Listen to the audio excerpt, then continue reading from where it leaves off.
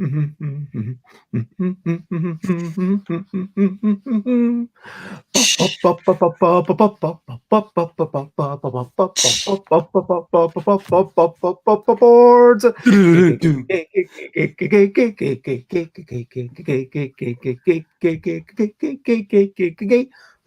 Board games, it's what we're talking about. Board games, I'm not gonna shout. I am starting off this streaming with a little bit of singing, and over here to this side of me is the person known as Rory.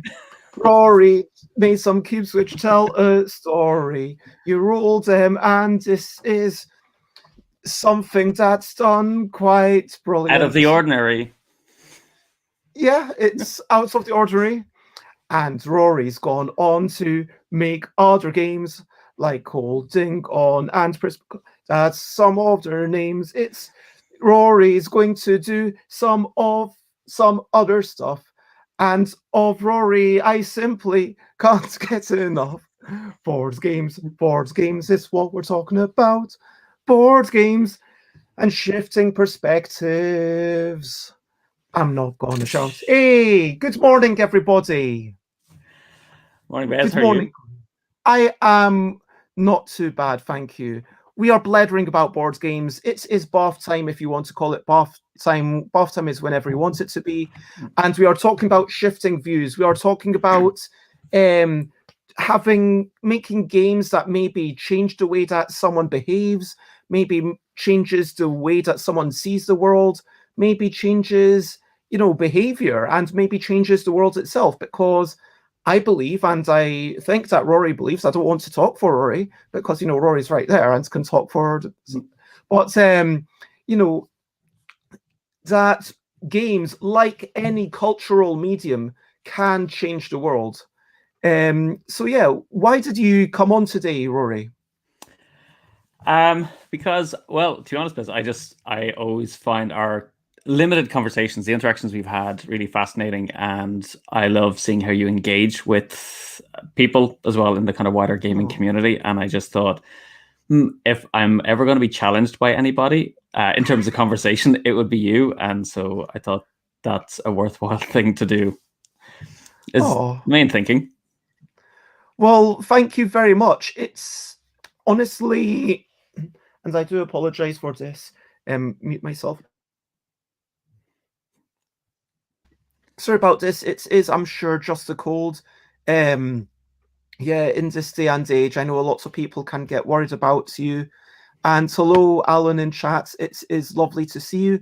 And we are just about to talk about recent highlights, living life and seeing the sights, recent highlights, playing games and other delights, recent highlights. So I will quickly say that last night I played Province, which is a quick two-player engine building game. There's 8 different buildings that you can build that give you more work or more money, and there's different achievements you can get for a point each, and it's basically which order do you do these things, and it's quite interactive just because it's all about that racing. The first person to do anything is the only one who gets any points for it.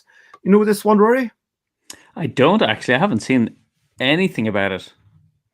It came up. It's a much too big box. If I so it's in a wee envelope in Kickstarter, or you could get the deluxe version, which was in a box, and that is the deluxe version, which also has 2 pieces, which in my opinion are superfluous. But yeah, I got this second hand. It is a really nicely developed game, and it's kind of worker movements, but you are working joint workers. It's like, okay, if I put this here, then you'll get the thing on the next space, you'll be able to get money, so I'm going to cut my throat to cut yours, that kind of game. And I also played Jixia Academy, which is identical to Hanamakoji. I looked through the rules, and they are, except for the references to the flavor, it's completely identical. It is a very clever game. It reminds me, obviously, Magic the Gathering did everything first. Reminds me of Facts or Fiction, that card, where you're kind of divvying up cards. It's all about card counting. It's about, okay, we want to get that 5-point thing. There's 5 cards that can get it. Okay, you take 2 of these cards, I get the remaining 2. Okay, you get 1 of these cards, I get the remaining 2. And you've got 4 actions that you do every turn. And at the end of a turn, hopefully you'll either have won 4 out of the 7 objectives, or you'll get 11 points. And so it could last 1 round, it could last loads of rounds. But there is a really interesting game there. Layla was kind of, could take it or leave it.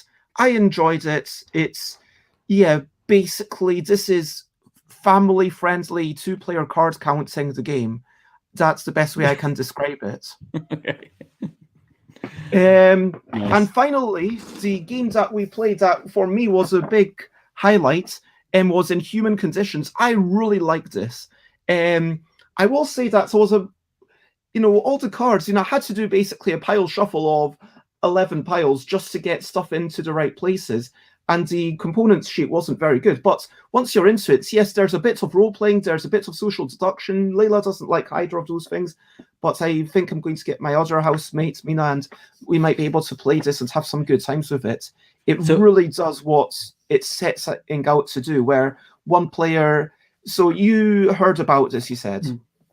Yeah, well, the first thing I'm curious about, like I saw it on Kickstarter, and I'm trying to remember, do you... Because this is like a deal breaker for me. Do you have to be able to lie in the game? Because I am terrible at lying, like terrible. Now I think about it, you don't actually have to lie.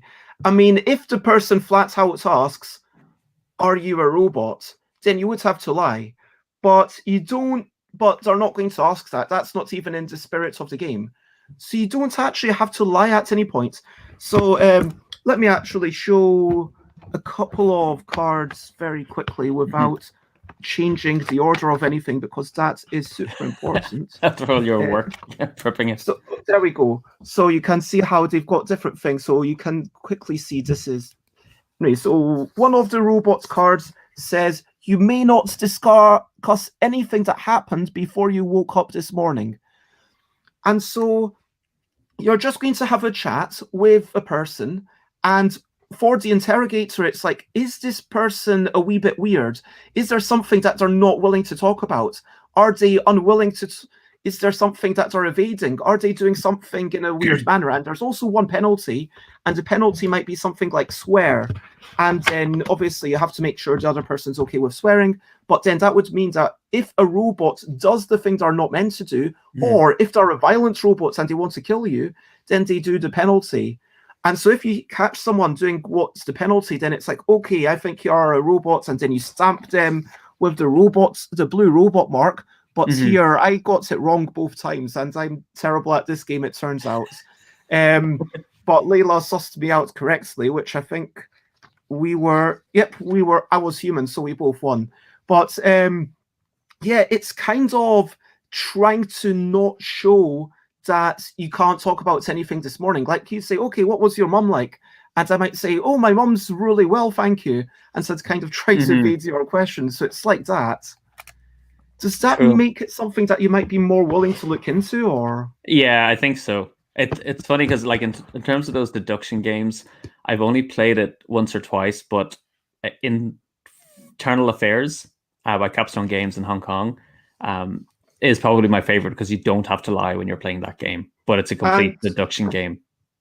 Yes, and hello, Alex, and a quick hello, Sate, and it is lovely to see you. And yes, I was just talking about In Human Conditions, which I played 3 times last night. And I'm probably going to reach out to Mina and say, hey, this game would be perfect for you. Because honestly, the whole notion of, if I am human, the best I can hope for is that we both win. So if you're super competitive, if I want to beat you, this isn't a game for that. But you kind of almost have to get into the role-playing a little bit. That sounds like it'd be fun. Yeah, I would. And there are variants for more players, which I've not... Yeah, the instruction sheets, I'm not going to lie, again, I wish they had a better components list. But yeah, yeah, that's a good game. Anyway, so I didn't want to just talk about the games that I played, although I'm happy to have that chance to chat about them. But what have you been up to, Rory, of late? Sorry, is it Rory or Rory? Rory. Well, Rory is the Irish pronunciation of it, but I nearly changed it as a teenager to the Irish spelling, but I kept it as the English spelling for it. So it's Rory. Okay. But having said that, I have real trouble pronouncing R's, so I've spent my whole life struggling with my own name. So I've in the last week I haven't played a whole lot. I've been playing Test of Honor, which is a miniature skirmish game, but playing it solo. I really like the setting of kind of feudal Japan, and as a rule set. Like, it's funny, we look to board games for these kind of, elegant, smart rule sets, and for me, Test of Honor has one of the best rule sets out there in terms of the complexity of rule versus the emergent gameplay that happens as you play the game. When you play, it feels like you're watching an Akira Kurosawa movie, like The Seven Samurai. It just flows really, really well. And I kind of wanted to play it so badly, I just made up a set of solo rules, kind of hacked something together so I could play it out myself and see how it works. So I've been doing that and some painting and playing Marvel Champions mostly, as well as I've been giving Gloomhaven Jaws of the Lion a go, and it hasn't won me over. I've just finished the 4th scenario, and I had to make myself go back to kind of keep playing it. For me, it's not giving me anything that I haven't experienced elsewhere.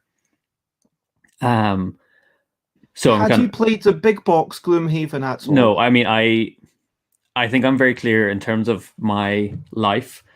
I'm not able to commit to a long game like that. I'm constantly playing trying new games as a kind of a designer. I suppose I take on what Richard Garfield had said in an interview about, like, trying, if you're going to design games, you need to be playing games, and lots of different ones. So I tend to spend more time trying different games. So having a game where I would have to commit that long with a group, combined with my travel for work at the time, was just like a massive turn off for me. It was just never going to work. So that's why I picked up Jaws of the Lion to play solo, as it's got a kind of shorter kind of story arc to it as well. And like, the story isn't the story is functional within it. Like, it doesn't really grab you. So I feel like it's, I mean, how many board games are there with genuinely exciting stories, though? I mean, I know that Matthew Dunstan, is working on a lot of narrative-based, games that evoke point-and-click adventures. But even those ones, I feel like, it doesn't have the twists and turns that you might expect of a narrative game. I am going to say that, season 1 of Pandemic Legacy, it kept us involved, but that was because Pandemic, to me, is a okay game, and then they kept bringing out new mechanisms every single month, and so, what's going to come out this month? And then there were a couple of B-movies type things that you can probably see coming, but it did work really well. And of course, holding on that kind of from yourself, I'm not just blowing smoke up your posterior, but it's, definitely seeing, okay, the art in that one, I think, is what made it. Like, the fact that you've got these images, and then the bits that are blurred out on one side of the image, it's okay, I've got a vague idea of what's going on, and then there's the extra revelations. Oh wow, we see all these things, and the image actually tells a lot of story. But I mean, I feel like, how many games are there that you can actually say this is a solid story? Probably not a huge amount, because they're generally tacked on, and I'm really, like, frantically racking my brain to try and think of one. But I kind of feel like at this point, people, I like people to put a little more effort into generating that kind of the narrative. I don't think a game can have the same level of twists and turns that you might get like in a novel or a movie. It's a kind of hard thing to pull off when you've a fixed set of rules in which you have to make everything kind of work and function. It's better suited to like a role-playing game. But I kind of think like the setting and the characters and the plot, like you can come up with interesting stuff that draws people in. And sometimes it feels like it's just box ticking. And for me, it's generally games that have a dark tone to them anyway. I'm like, oh, here we go again. You know, that's why we created Prism Arena, just to kind of contrast with that dark tone that seems to be everywhere at the moment for a lot of board games. I noticed just Alan is asking, do I feel like I'm working when I'm trying games? I'm pretty good at switching off. So there's games that I play for joy, you know, just because I enjoy playing them. And then there's games I feel like I need to have played this game because there's something in it, a mechanism or something I need to be aware of. So those can feel like work, where I feel like because I'm telling myself I have to play it, and so I'll kind of procrastinate on playing that game until I sit down and maybe discover, wow, this is an amazing game. I understand why it's it's got so many rave reviews. At the point at which something is attaining the amount of popularity and critical and commercial success as Gloomhaven, you want to delve into it. Yeah, I feel like I need to be what's the right word? To be able to talk about it and have some kind of view on it. I don't want to be that person who's just like, oh, I didn't play that game. You know, I want to at least kind of give it a try. Because I am definitely that person. If I see something getting a lot of hype, part of me just kind of like rejects it, because, you know, I want to be the person discovering stuff, not the one being told, you know, there's this cool game out here. And it actually happened with Dominion, like way back when it first came out. The artwork was a real turn off for me. And I eventually, at my first Essen, I think 2010, I sat down and played Dominion with two English guys who were attending. And I was like, oh, wow, okay, now I see why there's so much hype about this game. I could, you know, it was kind of revelatory mechanic at the time. So I've had to learn to not reject stuff, like, and try and go and give those games a try. And Gloomhaven was one of those. But at least I could try it with Jaws of the Line and not invest in, like, I don't want to pay that amount of money for a board game. It's we try. It's in such contrast to the kind of stuff that we make in terms of trying to be accessible. Kind of. I mean, it feels like with Gloomhaven, that is the raison d'etre of it. That you get so much content. It's not that it does, you know, brings anything amazingly novel to the table. That there's necessarily, I mean, sure, it's going to be a unique blend. It's going to be a unique mix. But I think the key thing about it is that here's a game where there's like just hundreds and hundreds of hours of content, and then you go through and then you feel like, okay, I've done this thing. And I don't know, like, look, I was playing Imperial Settlers Roll and Write, which happens to be here, and I played this on stream, and then I was talking about how I was continuing to play through it because you get these, I think, 48 unique sheets, which is pretty cool. Alex made a point as well. Are you doing it because you feel compelled to do it, or are you doing it because you actually enjoy doing it? But even like supplying that amount of content, that's something that, you know, I believe Ignacy Trzewiczek was, you know, inspired by. They said they were inspired by Keyforge, but I'm sure that everything else that's been bubbling up over the past few years, like these, even if you say the narrative isn't quite as strong, it feels like having a vaguely linear, okay, I'm going to put you on this path. It's almost as close to an American style video game RPG as you can get translated to a Euro board game.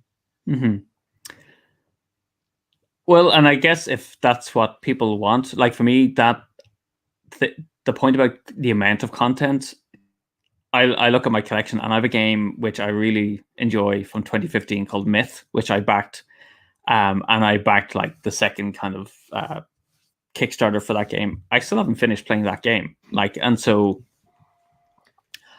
I've bought other games that I keep buying games with the promise of all this content and all of this play opportunity, and it just never materializes. And there comes a point where I have to kind of go, I'm throwing money into a hole that I'm never going to get the value from it. And I'm not the kind of person who kind of buys something and sells it on eBay. I really should sell a lot of my stuff on eBay, but I kind of tend to hold on to it.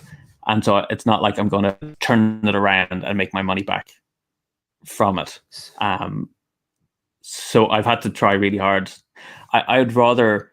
My view is I'd rather have a game that sold for like 40, 50 pound, had a really great experience, and I liked it so much I wanted to buy the expansion for it. I don't want to get all the expansions straight away, because the tendency is to mix them into the game early, and they inevitably overcomplicate the game, and take away from the enjoyment from it. So it's like you're not really getting the return on that expansion, because you didn't just play it with the core game to really enjoy the benefits that the expansion bring in kind of twisting the game at that later stage.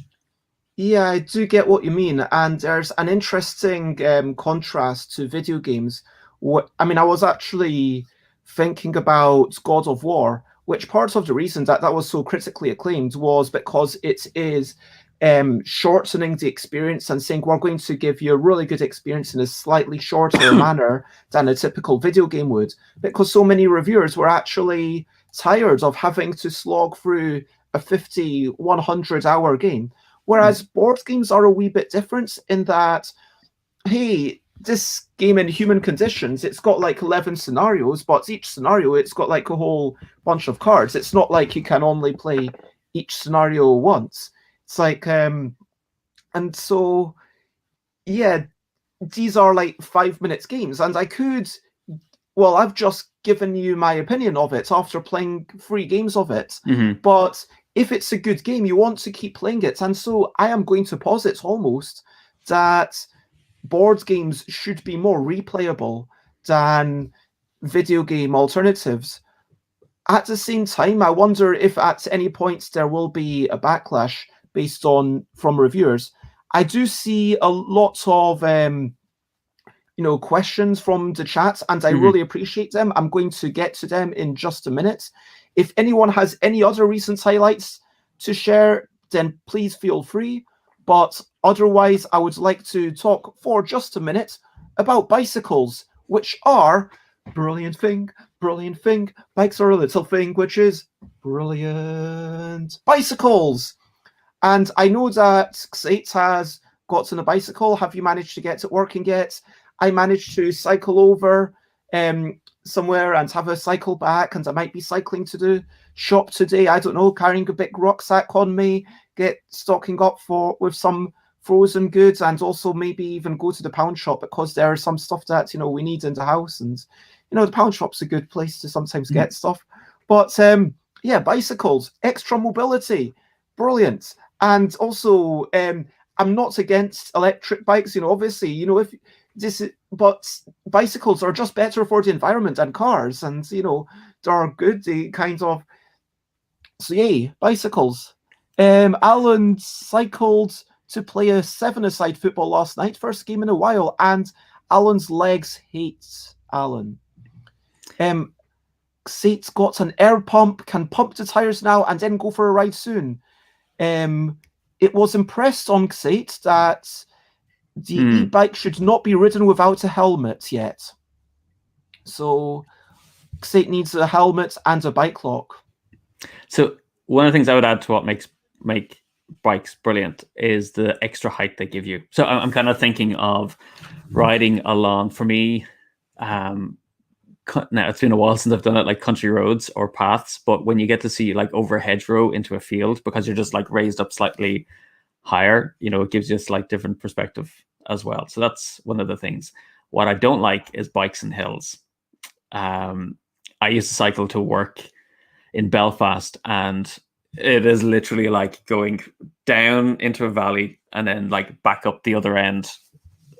And so it was always like fun for the first part because you got to go downhill, but you always knew there was a hill waiting for you on the other end. And yeah, that was tough going.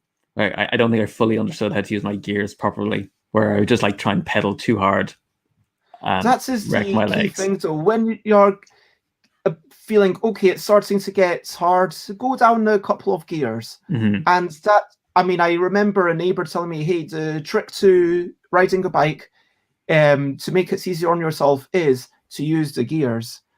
I mean, Xates does say that Xate's bike is a tad too high, hoping I can ride it safely. I was supposed to be the average height for this bike, but I can't quite get onto the saddle. That sounds really problematic. I mean, maybe get someone who puts it together and, you know, try and get the Allen key to lower the saddle down, because quite often you can do that. And Alex is reminiscing about being young and fit again to be able to cycle everywhere. So, I mean, I would kind of do it where ideally you should be able to sit on the saddle and your toes touch the ground, isn't it? At least. So you've got some stability with the bike upright. I think I may have been known to cycle with the bike slightly tilted, so one of my feet could touch the ground more readily. Sorry about that. I just had to plug myself in. Oof, saddle is at its lowest. We took the bike reflector off even to lower the saddle more. Oh, that is problematic. Yeah. But yeah, I hope you can make it work, Xates. Lots of love. So I'm curious actually, because you know we're talking about gears, and like we're never taught in school really about how to use a bike properly. You know, I suppose I'm thinking growing up, like it's a parental thing. You're taught how to ride a basic bike, but the only way you learn about gears is if like someone takes you aside and tells you this is how gears work, or nowadays if you have access to YouTube. So I'm kind of wondering, in the Netherlands, like how do you learn to effectively use a bike? Because it is, like Dutch Yoda said, it's almost like a mandatory thing. Everyone cycles on bikes. So I'm kind of curious. Yeah, well, that's because you live in a very flat place. You don't need gears. Where we're going, we don't need gears. Yeah. I mean, there are proficiency certificates that you can get. Oh, I mean, unlike a driving lesson, you don't need official bicycle lessons, but you can get certificates, I believe, most places around the UK. And yeah, apparently it's mostly flats in Leipzig as well. So there you go. But the whole class cycled around the village a few times, and then yeah, I think it's something to do with knowing the road signs and all sorts of things. I've never taken one of them. For me, just being able to ride a bike was thanks to my parents kind of doing that whole, okay, I'm running along with you, okay, I'm letting go, but I'm kind of holding on with one hand. And then I had stabilizers for a while, like those little wheels that are this big on the two sides. And then eventually they went away and I was able to ride okay, and Alan had to explain gears to their 18-year-old son last week. Yeah. But for me, it was all thanks to my neighbor who was like, okay, this is exactly how it works. And, you know, understanding bike maintenance. I mean, this is like this sort of home DIY even. This isn't something that you often get. So look, let's hear it for bicycles. And let's get into the questionably quick questions. And I'm going to ask you, did you ever do DIY or anything like that at school? Well, I studied woodwork and metalwork. We had it as a class. So I guess, yes, I made like a toothbrush holder and I made a wooden pencil case. And what else? I think I made a poker, like a fire poker as well. So yeah, I guess that would qualify as doing DIY. We also tried to like just a stick. Pardon? No, like with No, we had to heat like a steel rod and twist it. So we'd have to heat it and twist it. Yeah. And we did some DIY insofar as we tried to barricade our end of the school when we were in 6th year. Like our final year, there was always, you had to kind of rebel in some way. And so I helped organize a raid where we kind of blocked off our end of the corridor into our part of the school. Didn't last very long though. Let me ask the one quick question, which I always ask everyone. Where exactly are you and what time is it? So I am in Belfast in Northern Ireland and it is 10:30 a.m. Okay, so growing up, the next question I would like were you impacted a lot by the Troubles? How prevalent were they in your life? Not massively. And that's the weird thing is like growing up in Dublin. So I grew up in Dublin, which is 100 miles away. And the Troubles were always on the news. They were part of what we were seeing and hearing, but it didn't really impact our day-to-day life. Until the first time I traveled to Northern Ireland when I was about 10, I'd say. We crossed over to go shopping because things were cheaper in Stirling. And we went up to do Christmas shopping, and I kind of had that first encounter with car searches and army patrols. And I actually studied puppetry years ago. I have a diploma in puppetry, and part of my kind of a project I had to do was a community related project. And so I actually worked with children in the north and the south around the Troubles and exploring that through kind of puppet play and exploration. And that's kind of really when it came home to me, how the kids lived in completely different worlds, but in Northern Ireland as a result of the Troubles. Would you be willing to show us any puppetry? Because we have had requests. I don't have anything right now. I would do like object manipulation, but like it's weird for someone who did puppetry. I hate using my voice, so a lot of my stuff was silent, kind of object manipulation. So I'm not that person who kind of does lots of funny voices, and it pains me to do that. Sorry. Alex says you're wearing socks, right? I am. But it's the voice. It's the voice thing. I find the voice stuff really, really hard to do. It's my big hang up.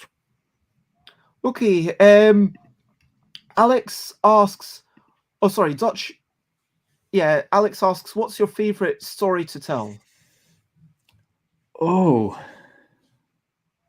And what do you have a favorite things that you'd like to tell people, or a bedtime story that you used to tell your kids, or?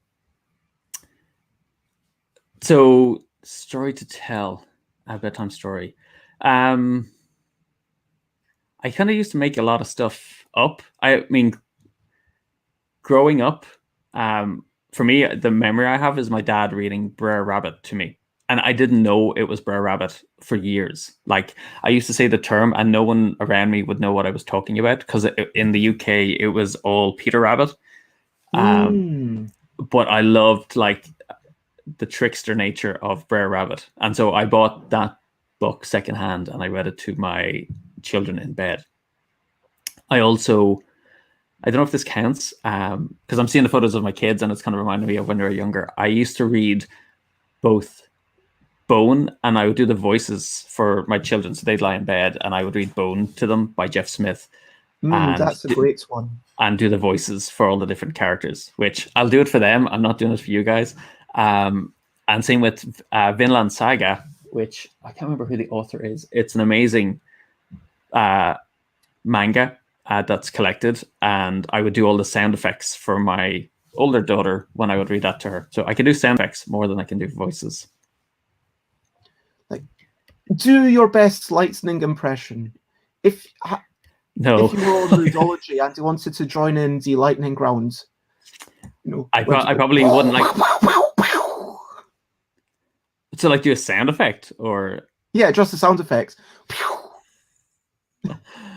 Oh man, I hate being put on the spot for stuff like that. It's like I do it all the time when I'm at home and I'm constantly doing things. So it'll come up at some point during the show. I'll do something. Okay.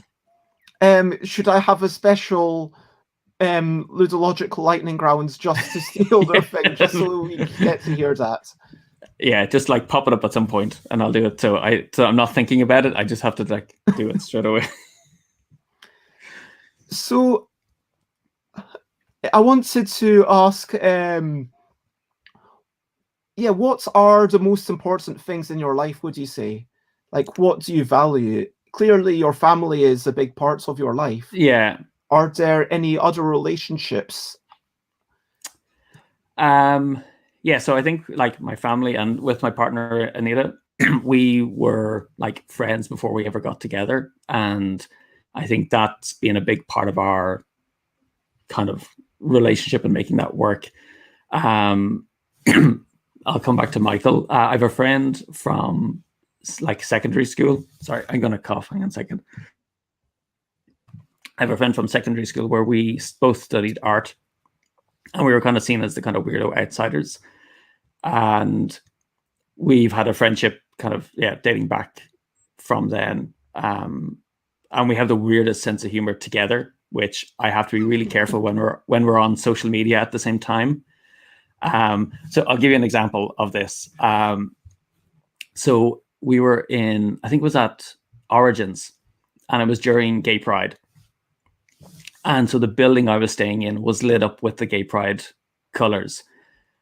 And I posted a picture of it because it looked stunning. And I wanted to kind of celebrate Gay Pride. So I posted it, and my friend, and you have to kind of know him to appreciate this, because he said, well, I'm assuming you moved out straight away, as a joke. But he said a completely deadpan on it. And I was walking home and I just like burst out laughing when I read his message on Facebook. And I was like, my natural response would be to say, well, of course I did. There was no way I was going to stay there, because that's how we kind of talk to each other, with the kind of double meaning. But I was like, if I do this, no one else on social media is going to get this. And I'm going to get like... people will think that you're being serious. Yeah. And that's the thing. Like, I think there has to be some sorts of sarcasm emoji, because the thing is, like, especially for people who have been lambasted and subjected to, lots of hatred from everyone, you have to make sure to reaffirm that, hey, I am definitely not one of those people, and make it 100% clear, which is why, I think that saying Black Lives Matter is a really important thing. Well, I mean, and I think sarcasm is that if I have to broadcast that it's sarcasm, it kind of like undermines it a little bit. So I messaged him and I went, look, Brian, I'm going to have to leave you hanging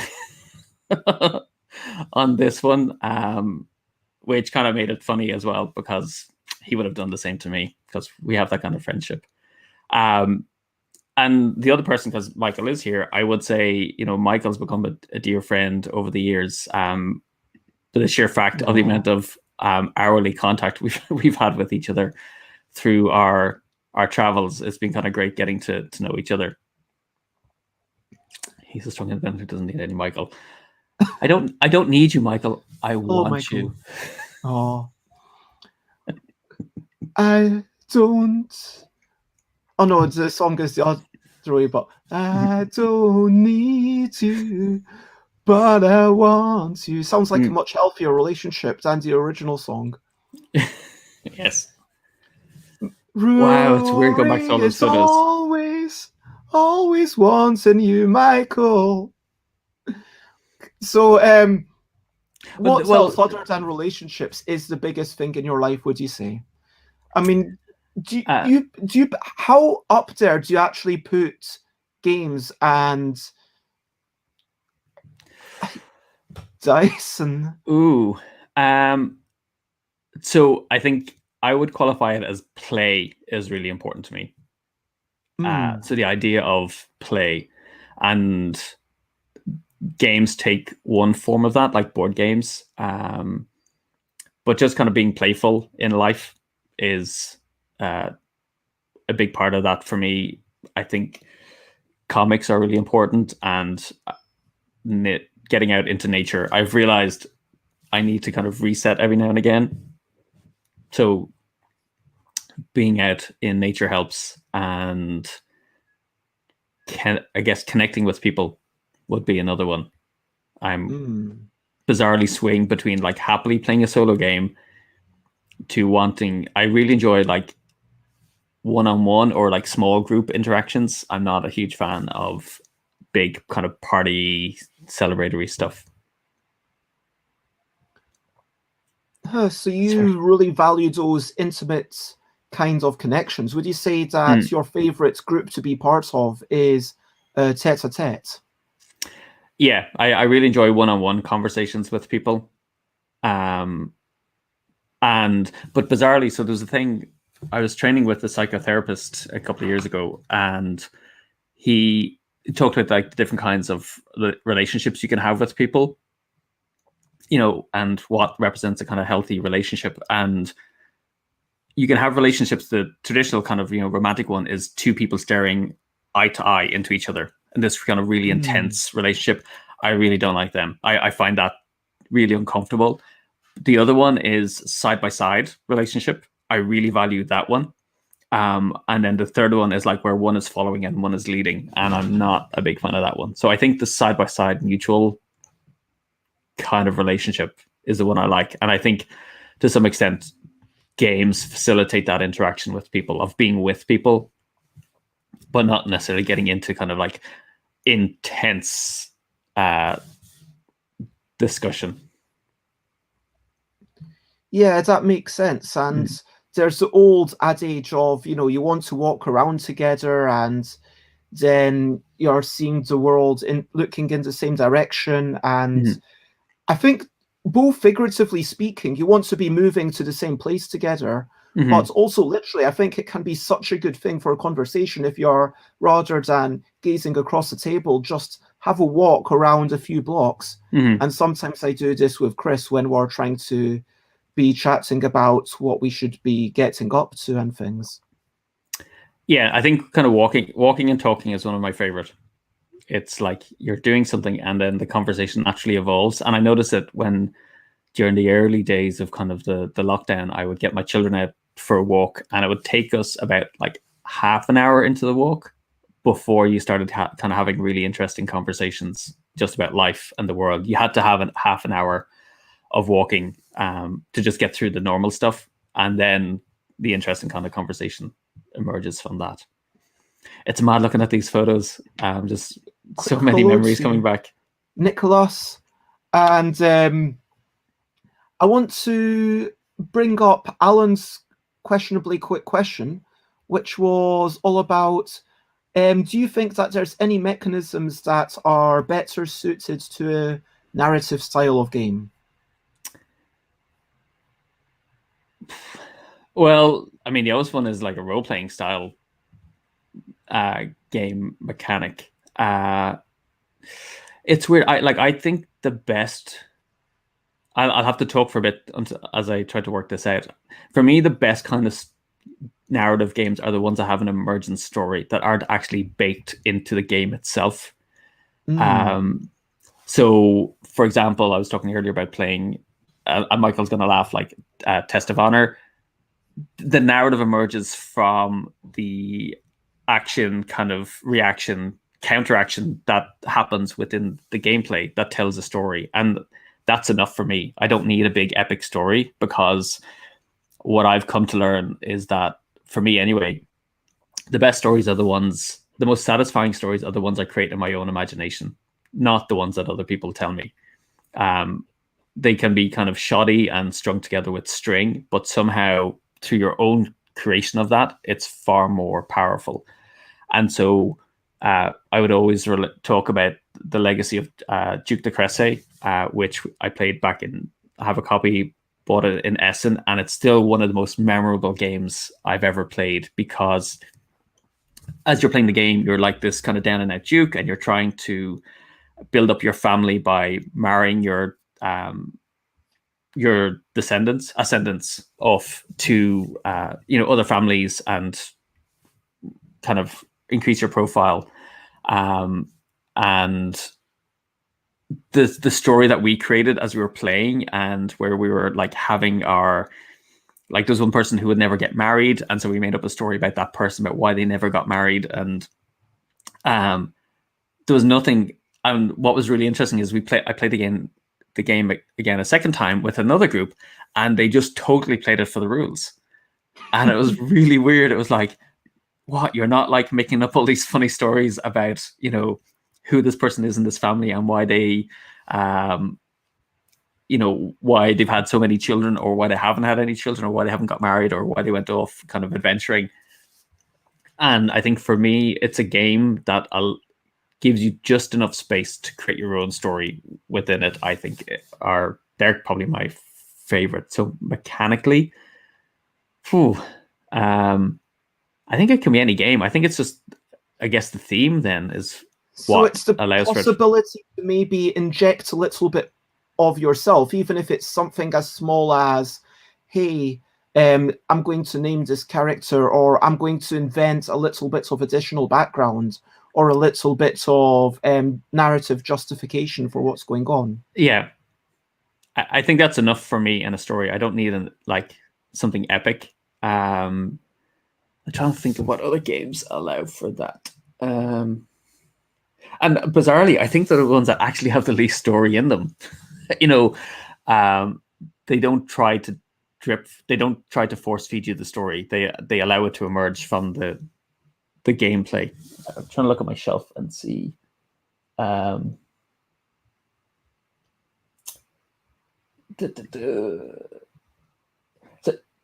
yeah, I mean, even like Tokaido, I'm just looking at it, like the fact that you can kind of, it's a very kind of like passive aggressive game, and how you can kind of like edge out your opponent to occupy a space. You start telling a story about, oh, I'm going to go here and paint, you know, this painting, but sorry, you can't get in here. And this story of the interaction between the characters starts to emerge as you're playing the game. So I'm just looking at this question. Oh no, it's just, it yes, highlights how different players interact with and yeah, I'll chat about Inhuman Conditions a bit more once I've played it a bit more, and Chris isn't around on a Sunday. And Dutch Yoda forced a divorce in Legacy because the woman only got complications at birth, so no offspring. So let me finish up this thing. I will just get rid of this and bring out the old questions, which I haven't asked for quite a long time, but let me ask very quickly. What's a theme you last enjoyed?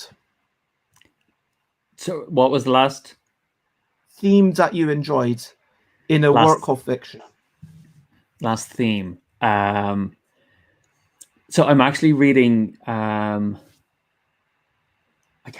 think it's Dark Planet, which is part of the Three Body Problem trilogy. And there's a theme of it about lying, about how humans can lie. And sorry, spoilers, and the kind of race they're interacting with can't, and they don't understand it. And it becomes like their sole strategy, for their only hope for potentially defeating the other race is the fact that they can keep their inner thoughts separate and say something different from what they're thinking. And I find that really fascinating. That does sound... So you like things that are really getting into humanity. And I guess, yeah, I was going to ask, books or podcasts? Ooh, generally, I think I'd go for a book first. Cards or cubes? Ooh, I do like dice. But I like the artwork on cards. Cards, I think.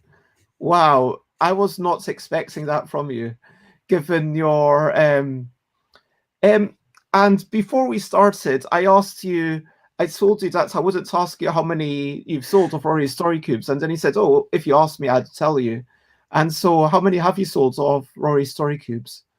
So at the point where we sold the IP on to Asmodee, I think we were just hitting across the whole range 8 million sets of Story Cubes. Wow. So from the original sets to the mix sets, there was 8 million had been sold worldwide.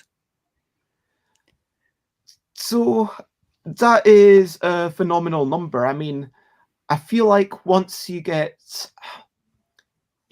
once you pass 1 million, that's like, you are blooming mass markets. That's at what point did you feel like this was definitely a commercial success? So being Christmas, this would actually resonate. So I remember in September of 2011. So this was like 3 years after we'd started the business, like officially started the business, but even like 7 years since Story Cubes had been created. Our bank account was in the black for the first time. Nice. So we were always operating in the red because everything, we were like the elves and the shoemaker. Every time money came in, we used it to make more Story Cubes. So that Christmas, I bought an Xbox as a massive treat for myself. And awesome. The last console I'd had was a PlayStation 2. Yeah, now that was kind of like 2 or 3 years after the Xbox had actually been released. But I went, you know what? I'm going to treat myself to something. And I bought an Xbox. So I think we also made it onto Amazon, their #1 bestsellers list that Christmas, above like for old toys and games. And that was just crazy. But it's kind of weird because at that time, I'm really good at being the underdog for things. So like fighting the fight, and kind of championing, kind of new ideas. And what happened then when we went to #1 on Amazon, everybody else went, "Oh, you've made it." Excuse me. But like financially, we hadn't. Like we weren't stable or secure or anything. And it was like all the support kind of like melted away a little bit because they're like, "Oh, you don't need it anymore. You're not one of us anymore. You're not fighting the fight." And we were like, "No, we totally are. Like we've got 3 children. We're trying to feed them and we're trying to run this business together." And that was that year or two was really tough afterwards because it was like everyone kind of went, "Oh yeah, so we're done cheerleading over here. We'll head somewhere else," and we were still trying to make it work. That's really a difficult thing when you've got the illusion of success and it's like, no, actually, we're not doing well yet. It's please keep supporting us. And perception and reality can be so different. Yeah. And in contrast, like those other companies we looked at and we're like, they're amazing. They're everywhere. And they must be doing so well. And we talk to people and they're like, no, that's all marketing. Like they're struggling to survive. Whereas we didn't have that appearance, but actually our model was actually working quite well for us. But you did manage to push through that. And apparently Alan in chat says 8 million dice is 32.8 metric tons. Wow. Did you like measure one of them and then multiply it out? So it's actually not 8 million dice. So it's 8 million sets. So that would be 8 times 9, right? No, because some of them are mixed sets. So it would be a lot harder. I think you'd have to kind of say about 3/4 of it are 9 cube sets, and then the other quarter are maybe mixed sets. If you want to go away and do the maths and come back and report afterwards based on that, then let's not worry about that. Hello, Matthew. We don't need to work out the weights of these dice. The point is that you've got this perception of success, but you did manage to push past that. Like you managed, it clearly captured the zeitgeist. It's like really cool thing, and it's been ripped off, I'm going to say, at least once. And yeah, so I mean, I'll say a bit about excuse me, how like back in the beginning when we started with it, we had received applied for like an award, which is a kind of a social enterprise award, and we came runner up. So we received some money to develop the action set of story cubes because we were still making the first set, and it was at the time of the Lehman Brothers collapsing. There was no work, and as Anita recalls, we used to live on soup quite often. And I said, right, I'm going to go to London Toy Show, and kind of pitch story cubes. And when I showed it to people there, a lot of them said it's a really nice idea, but no one's going to pay. Like, it's too expensive, or it's too small. There's not enough rules. And as a game, you could argue, yes, because every game has more stuff in it. And they said, it needs to be pitched for kind of like, just for children. But my experience from the ones that we were making and selling were being bought by adults. They were being used for kind of family storytelling as a drinking game. And people loved the fact that they were small and compact. So we had to take on board the concerns about the distributors, but not listen to it, which meant we kind of were like, what's the issue underneath what they're saying? Because they were telling us put it in their bigger box. And when we kind of dug into that, we went, they have a need for like kind of presence or perceived value for money in the shop. Yeah. So by addressing that problem, and essentially making it look like makeup. So we took inspiration from makeup, which is actually really cheap, but it sells expensively because of its packaging and presentation. We tried to increase the perceived value of the game and shift it from just being like 9 dice or a commodity.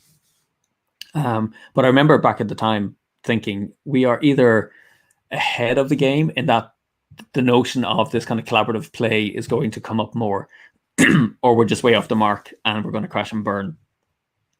And I think it was one or the other. Yeah, we just caught the wave of, again, I think after Lehman Brothers collapse, people kind of waking up from this dream of pursuing stuff and wanting quality time and analog time together. And I think what we offered at the time and the price and the size just fit really well. So I think it was a large matter of persistence and timing and luck. I mean, luck is always such a big part of it. And do you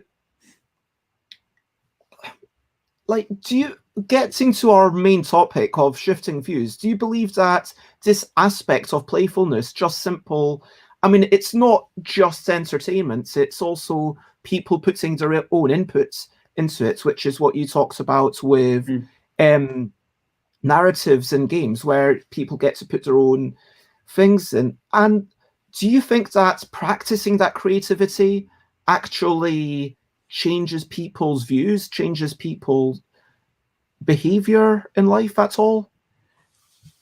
I would be a firm believer in that. Like, my background was did a lot of work around creativity training and creative problem solving, and that process of, I mean, creative problem solving is just the ability to make connections between things, you know, and map something from over here, you know, how a trucking business works, and then map that to like the world of games and say, is there anything I can learn from that and apply it here? So it's kind of getting out of your stuck route. And I was listening to a podcast during the week about lying, and what was really interesting is they're saying that people who lie have more white matter in their brain because they're basically processing information faster in terms of making connections between things that people who tend not to lie lack.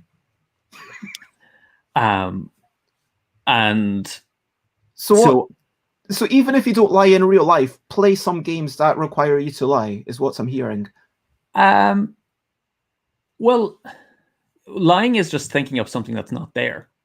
So, you know, there was a really interesting thing about the difference between lying and like creativity is like the intent behind it. Whether you're, what was it? It's a really interesting podcast. I'll have to dig it out. It was to do with whether you broadcast the intent beforehand, right? So an actor isn't lying. because they're not trying to like dupe the viewer, because they're broadcasting beforehand that I am playing this role. Likewise, in a book, the person is kind of lying. They're making up stuff that doesn't exist, but they're broadcasting it because it's written in that kind of fictional form. And that's one of the main differentiators between lying and like kind of, not lying to people, is that broadcasting of it. And I think there's another aspect, which is to gain some benefit, I think is the other one. I can't quite remember. So I think, yes, you can play games where you have to lie, but to me, it's games that allow you to project onto it in some way. That must be weird for Matt, seeing himself back, reflected back. I've never seen Matt's hair like that. It's a good look. That is most definitely a windswept look. I really like this kind of how lying is basically creativity with the intent to deceive. Yes. So there's a lot of people who, when I used to introduce story cubes for the first time, and they would say, I can't tell a story. And I would say, have you ever lied? Like, before I'd even heard this podcast, I was like, have you ever lied in your life? And they're like, yeah. I was like, well, then you can tell a story, because that thing you said didn't exist. You made it up. And they're like, and they'd always like, God damn it. That they try and get off the hook and say that they can't be creative. And I had a chat with Scott McLeod once. I had the pleasure of meeting him. And he said, well, whenever you tell anyone about your day, you're making up a story, because you're editing the narrative of your day into a form that you think will be interesting to the listener. So I think that's a really interesting take as well. Like, I think we're telling stories all the time, which is combined with that kind of lying aspect, I guess, as well. I mean, I guess that's the thing. Like, games do change not only potentially views, but it is, I mean, yeah, Ralph Koster, of course, in A Theory of Fun, says games are a safe environment for learning. And even if we're not lying, I like what you're saying about we don't have to play One Night's Ultimate Werewolf and actually be lying. We could be playing in human conditions, or indeed your I don't know whether to say Rory Story Cubes or your Story Cubes. So it's funny, because I always say Rory Story Cubes because that's the brand name. I make a point of saying it so that no one can kind of go, nah, that's not the brand. Yeah, you can say Story Cubes. Well, thank you for that permission. I mean, I'm going. So just to clarify, back in the day when you sold it to Asmodee, was it sold for a flat fee or was it licensed? No, the whole IP was handed over, so I'm not allowed to make any. I've agreed not to make any dice-based storytelling games. On the back of that might compete with Rory Story Cubes. So I've no direct involvement. Any ongoing connection with? Yeah, I check in with them regularly and would give feedback on things if I'm asked. Again, whether that's listened to or not is a completely different thing. But it's mostly with them. It's like I can describe it like letting my child, because it's actually as old as my oldest daughter. It's as if they've just gone off to college. Like, they've grown up and left home and they're not my responsibility anymore, which is kind of weird. Sorry, I'm just going to wipe my screen. That makes a lot of sense. And let's move on from that. Let's move on to what you've done now, and let's move on to the main topic, because it's about time. I mean, we've been blethering for over an hour. Yes. And we've touched upon it tangentially, but I mean, is this part of what you were trying to do? And like, in the comments, feel free to comment, ask questions, follow all that stuff. Feel free to join Discord. But yeah, were you planning to do things like Blank, where it's, hey, we're going to step up creativity to the next level, and holding on, where it's okay, we're actually going to tackle grief. Was this always part of your, okay, what's next? Well, let me try and do something. Was that how it went? Yes, I think I'd always, like, I'm really interested in, I guess, the human condition, and what makes us tick. And I realized, in each one of us, there's probably more going on than we realize, or are capable of more than we give ourselves credit for. And a big part of my drive in life is kind of to help, I don't know, sounds weird, but kind of help people to kind of see that within themselves and to create, I guess, like invitations. So I'm not going to go around and be preachy about the whole thing, but if I can kind of create opportunities for people to discover more about themselves or learn more, and have, Michael will recognize, like, this kind of moment when you realize, oh, things aren't quite the way I thought they were. And so, like, my background is in some kind of life coaching, energy healing, which are all just tools to try and help people shift their kind of perspectives. So Story Qs started as a creative thinking tool, right? That's where it started from. And I had a really powerful experience with that in the early days, where I was working with teenagers in Belfast. And there was this guy who was under curfew. He was in trouble, with the law, had to be home by 9 o'clock. He was part of this project, and we were making a film together. And so we were using the Story Qs as a kind of creative exercise with them. And he rolled the Story Qs and told a story. And he said, can I have another go? And I said, yeah, like, have a go. And then he's like, can I have another go? And he told another story. And he used to say to us all the time, I'm stupid. And we asked him, like, how do you know you're stupid? And he said, well, because my parents and my teachers, tell me that. And so when he made up stories with the Story Qs, I kind of looked at him and went, I find it hard to believe that you're stupid when you can take essentially a bunch of meaningless images and weave that story you just told from it. And you could see him just kind of go, like, something clicked in his brain where he was like, something shifts and you can't go back to that older way of thinking, because you've been presented with something new that's hard for you to kind of reject. And I love those moments where people have that kind of, like, almost like, damn it, I can't go back to my old life because I've seen something else. And I love kind of trying to create those moments for people. So it happened with Story Qs, and then with Anita, she developed something called the Extraordinaires Design Studio, and that was about kind of encouraging design thinking and creative problem solving. And again, we were seeing that with people when they would play with it. We actually, I will do a plug, we made a short film called Play with Design, which you can find on Vimeo, where we donated 1,000 kits out to people. And on the back of it, we went back and we visited the people we'd been working with and interviewed them to see what impact it had. And again, like, I still kind of well up when I watched that video because of the impact that it had on some of the people there. So that was trying to change the world through other people, is a big thing for us.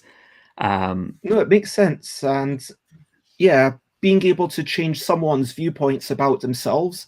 I guess there's like this sort of introspective moment, and the before you can really start looking at the world around you, because it's not just about you, it's not just about the world outside, it's also about the relationship that you have with each other. And I think as well, like, it's funny, I go back to the idea of being like a puppeteer. A puppeteer hides behind, they disappear behind the thing they're bringing to life, compared to an actor who pushes themselves forward to be seen. And so I very much operate from that kind of puppeteer perspective, is like, I'm trying to put other things forward and not necessarily myself. And we used to call the Story Qs like our minions, because they were having far more impact on the world than we ever could. I mean, you're not shy about branding it with your name, for goodness sake. I did it reluctantly. It was actually someone else. It was hard to actually get to that point to brand it. And I told the story about it. It was my revenge on the world. That's the only way I could justify it for myself. But you were asking about blank. So when we, at the time when we were kind of selling on story cubes, we were basically being a business, and I didn't really enjoy that aspect of it. And it's when I saw this war of mine, and in the Kickstarter trailer video, someone was saying it made me do things that I wouldn't normally do in real life. And I was like, damn it, like that's the kind of stuff I should be making, because if people just look at me as the kind of story cubes guy, they categorize it as like education or learning and stuff like that. And that's not really what I'm about. It's that shifting perspective. And so when I saw that, I really wanted to kind of get back onto creating games that challenged people in some way, and use games as a sandbox to do that. And it just so happened at the time when we were kind of transitioning, I didn't have anything ready to go. And Henri Camarac pitched us Blank. And when we saw how that allowed you to project yourself onto the game, we were just like, oh my God, this is amazing. Like, it's this kind of essentially blank slate with just, again, like our design approach was, it could have been blank cards, but we're like, we want to give enough familiar gameplay to get you started that you can't help but start having to have ideas about it. And so it just kind of aligned really well with that idea of, what happens when you play that game. Like, it kind of shifts your perspective. So you're not just the consumer of the game, you're also the creator of the game as well. And you're co-creating, which I thought was an interesting kind of opportunity for players to have. I mean, at this point, obviously, Hub Games, which we are Hub Games everywhere. It makes sense for social media. Presumably, Hub Games itself was taken in a bunch of places. But it has to be a business. You have to be making money for this to survive and for you to be able to pay other people. But it sounds like the motivation of why you're continuing to make these things is kind of self-expression and wanting these things to exist. Is that fair to say? Yeah. So you've like hit the nail on the head in so many ways. So partly every game that we publish as Hub Games, we ask the question, why should it exist in the world?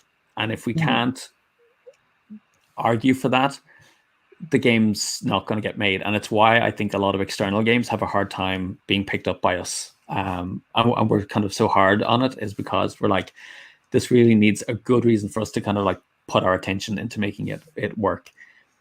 Part of the reason for being, part of the reason why we work so hard to make story cubes a success, we would describe money as like fuel. It allows you to do things. And in an arts world, you're constantly looking for funding to do things. And then you have to kind of bend what you're doing to fit the funding requirements to be able to kind of produce it. And I come from that background. And I just went, I don't want to have to ask permission, like to make this stuff, because no one else is necessarily going to think it's a good idea. And I've learned you want to be the one to give it the stamp of approval. I think if I look at it more like I need to show people that this is possible, because again, I learned with story cubes and like the other work I used to do beforehand, the community work, sometimes it was easier to show than tell. So if I put something out into the world, then people go, oh, all right, I get what you were talking about. And that's happened like throughout my life. So I just went, you know what, if we can invest some of the money from story cubes to kind of get Hub Games going and, push these games, we'll show there's a different kind of game and play experience available. And there might be games that other people wouldn't necessarily rush to take on board. I don't know if I pitched Holding On to anyone else, whether they'd have picked it up. I know a lot of our distributors rely on, they go, Rory, I really don't know about this, but we know you care deeply about what you're doing. So we'll kind of give you the benefit of the doubt with it. So I don't set out to make money from this. It's really to earn enough fuel to keep doing it and keep putting out kind of new and different titles.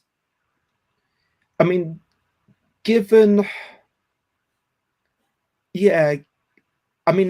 your success with, you seem like a humble fellow who isn't, spending ridiculous amounts of money. So I don't put you and Richard Garfield into the same position by any means, because Richard's done a lot more stuff, but it's kind of, you've both had this one success, it seems to me, which has allowed you to then go off and do other things that you wanted to do. And at this point, you're kind of, as long as you live within normal means, from an outside perspective, would I be correct in assuming that you're kind of financially comfortable for your years to come, but it's now a case of, what am I going to do with my life? There's an element of that. I think there's definitely financial security there, but still within the game publishing space, I wouldn't be happy, and it's genuinely a thing we're struggling with at the moment, is for the games still need to be self-sufficient, as in they need to generate enough income for us to function on their own. I can't just keep running a pet project and putting things out there, because within the world, in terms of trying to do things that have an impact on people and get them to think differently, designing games is just one way to do that. But I also think there's something really nice about this space of it being kind of contained, which there's a lot of opportunity to explore it. And it's why I then put on my business hat to try and make it work.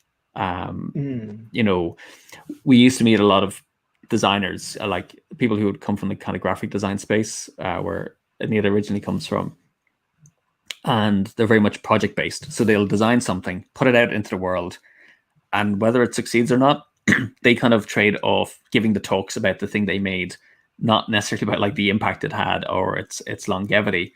And for us, it was like, no, once we put this thing out in the world, now we have to champion it to make sure it actually has the impact. It's not enough to just make the thing and move on and then say, oh, well, it's their fault it didn't work. For me, it's like, no, if I want this to work, it's ultimately down to me to ensure it, whether that means it's selling through to our distributors, that gamers are discovering it, and that is quite exhausting. And it's probably why I don't design as much stuff, because I'm also trying to run the business end of things, and keep that going, and that can be all consuming as well. That makes so much sense. A quick hello to Rob. It's lovely to see you. And I think that when I think about, I don't want to be arrogant in comparing, I'm not going to say I'm better than you or Richard Garfield. Well, we do compare ourselves. I'm not going to say favorably, if you know what I mean, but hope it does. It feels, so a while back, I was thinking, what do I want to do? And what I personally want to do is to maximize, what is Stuff by Bez all about? And the way I saw it is it's about maximizing the happiness via my stuff.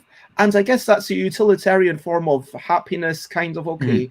But so I need to be making enough money that I am able to continue doing this. And I need to be earning enough money that I can live a happy enough life. Because if I was, killing myself doing this and living in the worst possible conditions, then I wouldn't be happy. And that would certainly impact the craft itself.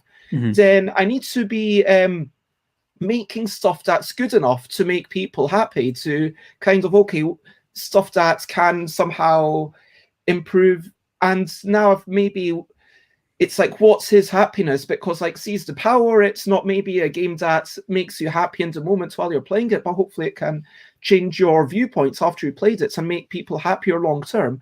But then, exactly as you say, then it's about getting it out into the world and making sure that I am able to sell enough. And if I've made something that's good, that is able to make people happy, then yes, having 200,000 copies of it in the world is hopefully, fingers crossed, going to make more people happy than having 2,000 or 3,000 copies and having, you know, something even printed in the first place. Like if I'm like, you know what, I don't know if I can justify doing a big print run, but maybe I do like 500, and that's still going to make some people happy, because like I know there's a whole bunch of people within the last week about, I saw a thing of Blether, and then about 5 people privately said, oh, we really want this game, when are you going to do this game? And not in a, oh, you need to do this, but if you have the time, I'm really looking for. And it's like, again, you need to be happy in yourself. You can't let that impact your own life, but it does need, and having that realization of, what I want to chat about is, how can games change our behavior? How can games shift our views? And like, I would like to do a quick run through of that. B, how can we get games into those places that they can be affecting people's views? And like, talking about that, I would like to ask about hub games specifically. When we get to, I've not played Flip Over Frog or Prism Arena. I've not played Adventure Mart for that matter, but I have played Blank and Mega City Oceana and Holding On, brilliant stuff. And you can totally see, you know, everything's trying to do something different in its own way. Now the question becomes, for something like Blank and Holding On, or any of these games, how committed are you to then keeping them in print, getting to that second point of the question of getting them to the position that more people will be getting this? So I'm just, in relation to that kind of very specific question, I am quite stubborn about our games, and you know, it ties in with the fact of being committed to each title. And you're talking about comparing yourself to others. I do it all the time. Like, I'm going, you know, why is that game doing so well and this one isn't? This game is amazing. And I really like, oh man, I really struggle with that when I see how much work has gone in to the things we're making. And you know, I take a lot of that responsibility on myself. It's like, I need to do X, Y, or Z, or more of X to make it work, and that it's kind of my fault it's not happening. But with like Blank, wasn't a huge success when it came out, and I think there's a number of factors, packaging and price actually being two of the biggest things with it. And so we're trying to figure out how to bring out a Blank 2.0, because we love what that game is.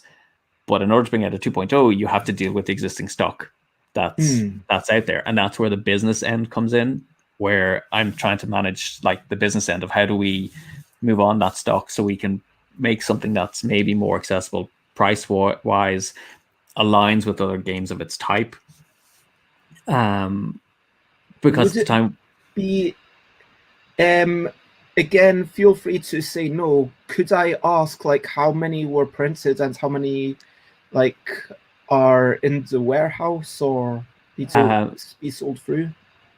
So one of the issues is mostly to do with, say, North America, where they got really excited about a game and planned to kind of like get it into mass. So they ordered a large quantity upfront, and it didn't get placed in mass. So they were kind of sitting on this extra stock, which is harder to sell at a hobby level, you know, because it's just exponentially more going through that. So they're still trying to work through that. And again, when you don't have the likes of a Michael or myself championing the game and explaining why this game is so awesome, it's sometimes hard to, it's very easy to sell a game face to face to people. It's how a game sells when you're not there with it is the real challenge. So yeah, there's a lot out there. There are ways to deal with that, but you have to be business minded about it to make it happen. Because if I was purely as the designer, I'd be completely oblivious to what's going on. And talking to Henri, he's like, yeah, most publishers would have killed this game, by now, because it wasn't immediately a hit for them. But there's such latent potential within that game on so many levels that I'm like, I'm not willing to give up on that game just yet.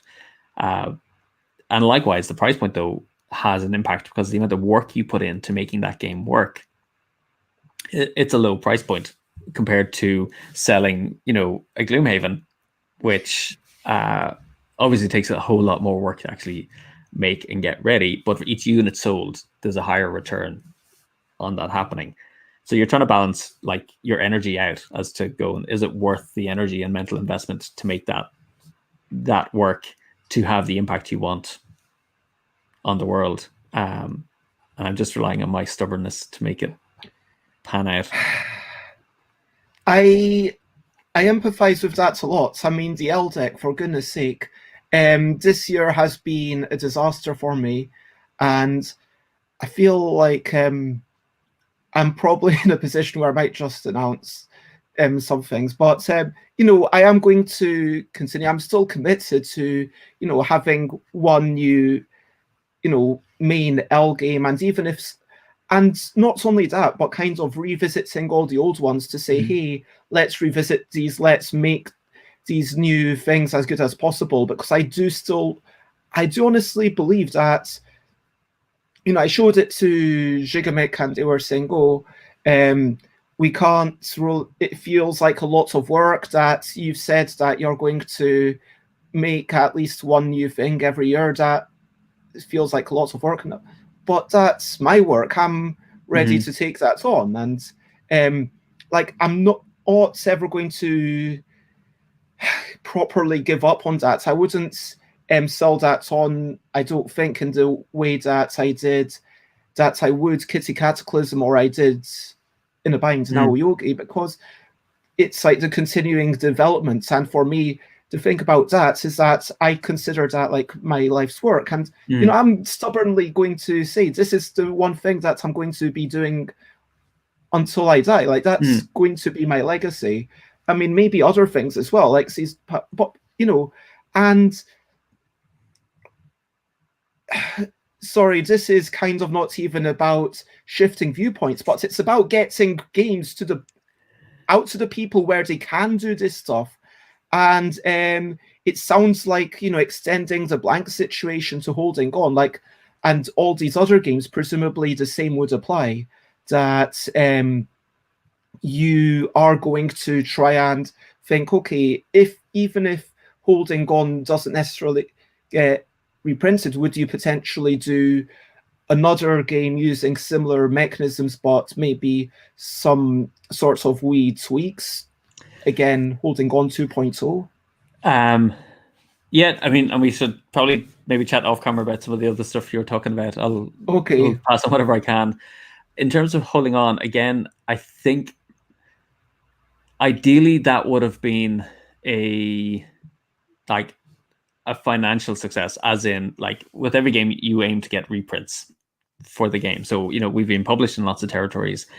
Getting reprints has been tough, and I think one of the problems is there's a very vocal perspective taken on the game earlier on, where people imagined the game was going to be something and it wasn't what they thought it was going to be. And in doing so, we're quite vocal, which I think a lot of people then who were kind of on the edge about whether they'd explore the game or not were like, oh, thanks for making the decision for me. I don't need to look at it. And I think there's a big aspect of that in the game world. In anything, it's like we're overwhelmed with so much information and things to look at.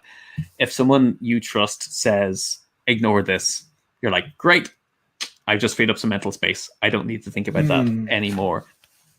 And I think that my experience was that came down pretty hard on Holding On in the early stages, which limited its uptake amongst people. But there's still a very strong, in contrast, there's other people saying this game is amazing, like this is the best game I've ever played, and it does everything I want from a game. So we've got these two views. It's just the more vocal people are the ones who are saying, the game didn't live up to what they wanted narratively or gameplay wise. Whereas, do you think there was a mismatch in marketing and what the game was? I think we designed the game for a wider audience, not for the core gamer. So like we intentionally designed the game to be slightly repetitious, like a board game. Like every time you open up a board game, the rules don't change in the game. But we did that.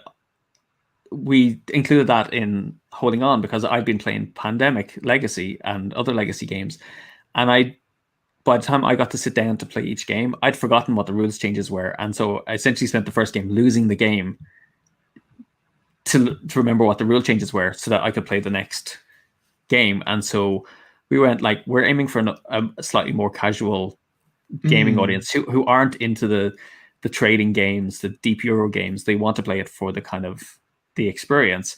So we kept the mechanics intentionally lighter. And yes, there's a kind of a luck element, but it was really weird for us. That was completely acceptable. And with the people we were playtesting with, that was completely acceptable. That idea of the repetition of the gameplay with some slight tweaks to it, because you didn't have to relearn the game each time you played it. But the people who, I think for some of the people who were reviewing the game, they wanted more chunkiness. People who maybe are more gamery were expecting more mechanical changes with each episode. Yes, which for me would have alienated the kind of people who we wanted to reach with the game. And so that kind of, I think, harmed the game. Now, there's certain things myself and Michael have heard in reviews and are like, okay, yeah, we could address that bit of the game a little bit more to improve it. But yeah, I think there was a vocalness that hurt it, and which for me was like, man, we put so much work into that game, into making it work, that if we did a Holding On 2, which, I mean, I have the story plotted out for it, I'm kind of going, do we want to go back there? Because is it going to be hurt by the fact that other people are immediately comparing it to Holding On, 1? And I guess that's the thing. Like, do you go for, because mass market's opinion is that games are frivolous entertainment, and it's as if everyone only enjoyed action adventures and romantic comedies, and there was nothing else ever on Netflix or TV or anything. And then suddenly someone's come out with a heart-wrenching, I'm not going to say a documentary, but some sort of heart-wrenching tragedy, and then everyone's like, "Whoa, what is this?" And it's not. And maybe people had experienced that in theatre or whatever, and similarly, people have experienced that in other mediums. And think about how much effort it took comics to be taken seriously, that now are in the state of the world where we can have autobiographical comics about disappearance diary. I don't know if you know this one, about a Japanese person who basically went through voluntary homelessness because they were trying to escape from their family due to extreme stress. And it's an autobiographical tale.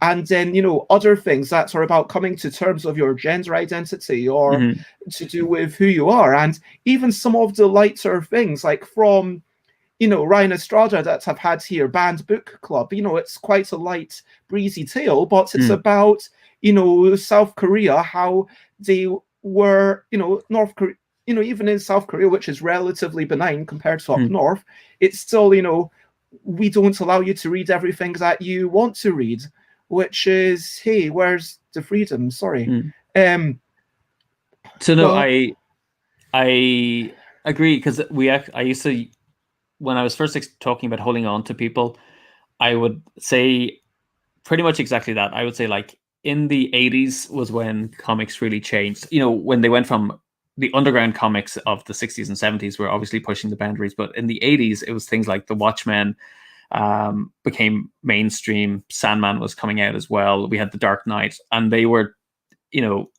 changing how we thought about comics and what they could cover. And I was saying to people when I was pitching the idea of holding on, I said, like, we're at that point in games, like we can keep doing games as entertainment, but there's so much more we can do. And I remember Scott McCloud talking about comics, and there being so much room for different genres of comics, and that's kind of what we were trying to do with holding on, was like establish a new category. But I guess it's kind of hard to kind of break that ground, because people are going, we want something new, we want something different, and then you give it to them and they're like, oh no, we don't want that. It's kind of sometimes a bit frustrating. I mean, it's interesting because a lot of the games that have dealt with difficult topics, if you look at Freedom, or I mean, Spirit Island is still a game about colonialism, even if it's told from the other perspective, which I think that Eric Royce did a great job of. But it is very much a heavy, meaty game. And I wonder if it's because maybe the people who are ready to embrace games as something a bit more heavy are also the heavier gamers, if you know what I mean. And maybe there's this mismatch where it's actually having something that's trying to educate not only people who are really into games to say, yes, games can be about these difficult topics, because I know there was someone who said to me, oh, is a pandemic a suitable topic for a board game? I mean, it's a fair question. Like, do we have too much violence in games? Like, it's a fair question. Like, how can we treat these things? And again, like the Grizzled, like, I think there is a fair amount going on in there. I think that as far as co-op games go, okay, Grizzled is a fair bit lighter than the others that I mentioned. I will agree that that's kind of more on par with Holding On, but also it does, I don't know, it feels like Holding On was trying to doing something more ambitious. Maybe I'm reading too much into it. Yeah, I think there's a number of factors that align. Like, and again, it comes down to this. I'll try to tie it back to that idea of trying to shift views. So I'll say what we were thinking when we did it and what you'd maybe do differently, please. To have that impact. So we looked and we kind of went, this started from a game about Alzheimer's, and it was in relation to my mum having Alzheimer's, and that idea of the poignancy of watching things fade, memories fade, and trying to help with that. We realized earlier on that was kind of like a game where it would be about how well you lose, because you're never going to win that game. And so when we shifted, but we still wanted the poignancy, and so we said, okay, we're going to tell the story of someone at the end of their life. So we kind of worked out a mechanic for how do we reflect that idea of sharing memories, and Michael did an amazing job with the kind of tableau system. But in terms of talking about who it would be, it was a conversation between Anita, Michael, and myself. I remember sitting around our kitchen table here, and because we used to kind of use a stand-in like World War II veteran, and we were like, it's absolutely not going to be that. Like, it needs to be an ordinary person at the end of their life. And we thought, kind of Anita had suggested, because I think there was something in the news at the time just around Northern Ireland and the Troubles, and suggested we focused it on Northern Ireland. And I thought, you know what, we're the only ones in the game industry that can actually get away with telling this story, because we are based here, we've kind of lived in it. If anyone else told the story about Northern Ireland, it would be a skirmish or conflict, a fighting game, which just totally doesn't suit it. So we decided to focus on this character, and even within that space, we made the character be from perceptually the opposite side to what I would be perceived to be associated with. just to make sure there was no like idea of kind of taking sides, which I mean we realized no one outside Northern Ireland knows or cares about. So it was like, if we only get to make one game in this format, we need to tell this story. So don't worry, Zayt, it's pretty much you learned it in the first scenario. So we thought this is, if we've one chance, we got to tell this story and have it out in the world. Now, if I was to go back, I would start with one of the other ideas that we've had that would maybe kind of bring people in. And that's kind of, but we didn't. We intentionally went this way because we knew we could stand over the story. And like the next one I would have in mind, I would absolutely have to work with co-writers to make it work, because I just couldn't speak for the people that I want to cover within that narrative. But if you saw that box sitting on a shelf, oh my God, it would get your attention, because I can picture the cover kind of right now, and it would definitely push buttons for people in a good way and negative way. There's definitely something to be said, and like with making people think about the death of the people around them, and maybe making people think about memento mori and embracing the moments. And for myself, even though I'd only traveled to Northern Ireland once when my dad was working there, and yeah, we went around Shankill, thank you. That's the one, and then actually met someone who said, yeah, I was a big part of this actually, and there's certain streets where if I went there, then it would actually be seen as an aggressive act. But apparently they were basically making a wee income by basically doing these guided tours occasionally. And then went to the pub, and my dad bought them a couple of drinks to get them talking more. And but it was, yeah, just witnessing that, and then just thinking about how there was so much animosity and everything going on. And I guess this is the thing, like games can build awareness. And like if I want to do a list of how our behavior can change, like what's our views, like if we wanted to define what's our views, like I guess it's like the way that you see yourself. I mean, as I said at the start, the way you see yourself, the way you see the world, and the way you see like the relationship between the two. Like, do you see yourself as someone who's able to actually effect change? Do you see yourself as like someone who's able to do things? Do you see yourself as someone who's, how do you interact with other people? Like that, your relationship with even other individuals, and like even on a global scale, on an environmental scale. And for sure, games, I believe, are able to educate and show us what's going on. And games, like you talked about, like that whole notion of, oh, I'm stupid, and games managing to prove otherwise, and games revealing things about you that you're like, oh, wow. And, you know, in terms of relationships, like games have taught me so much, like even entertainment-wise, like at the end, kind of when I'm discussing it with Chris, saying, oh, wow, we were both... this is how our competitiveness kind of affected us. And if we hadn't chatted it out, like, you know, we would have chatted about it because we're friends. But if we hadn't chatted about it, I think that this could have been something that festered, you know what I mean? And yeah, what's our views? How can we change them?